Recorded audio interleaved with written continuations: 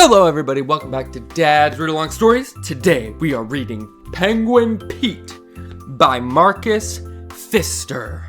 Let's read Penguin Pete right now. Just a fun fact, this book is from 1987. That is way older than me.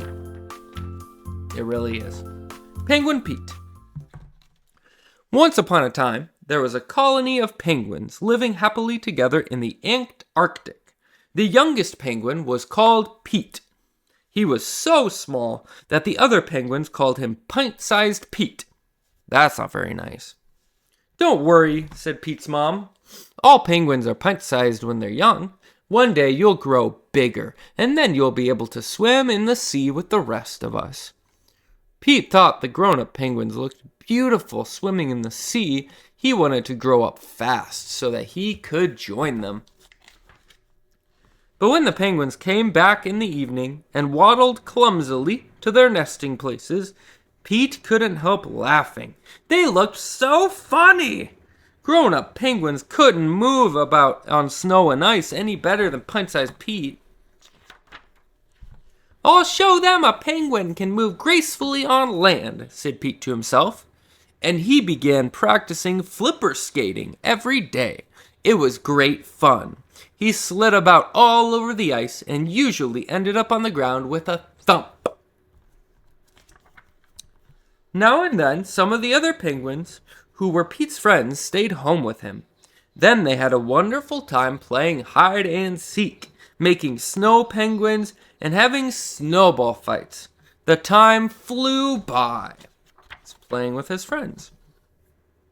One day, a flock of birds landed on a patch of ice where the penguins lived, calling and screeching and flapping their wings.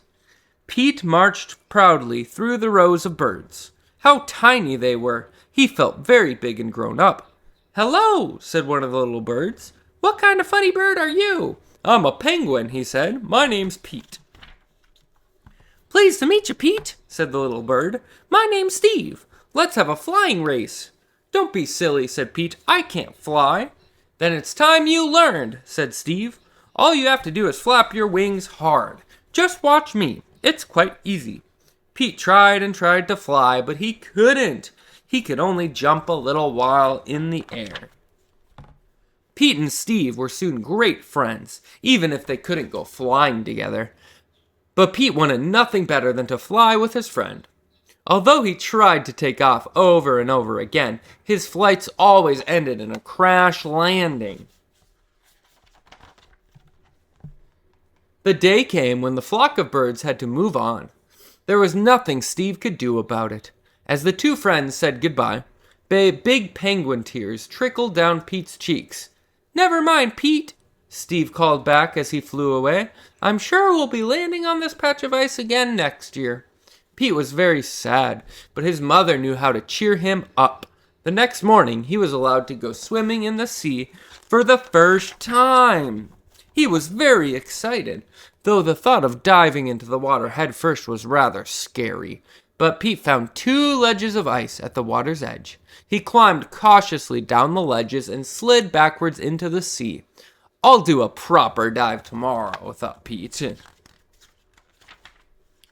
Pete's first few strokes were rather clumsy, but soon he was gliding through the cold water like an eel. He could even do a backstroke. He came in late in most of the swimming races, and he lost when the penguins played games, but Pete was a good loser. He never tired of looking at all the fish and seaweed. There was something new around the corner of every rock. What a wonderful, mysterious place that the sea was. The moon had risen by the time Pete waddled happily back to his mother. He felt far too tired to tell her about all his adventures, but that could wait until tomorrow.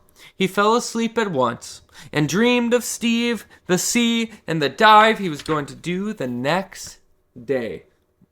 Wow, the end. I love penguins, and I love Penguin Pete. It was great to read it with you, and I'll see you guys next time. When you tune back into Dad's Read Along Stories, it was great reading with you today. I'll see you next time. Bye.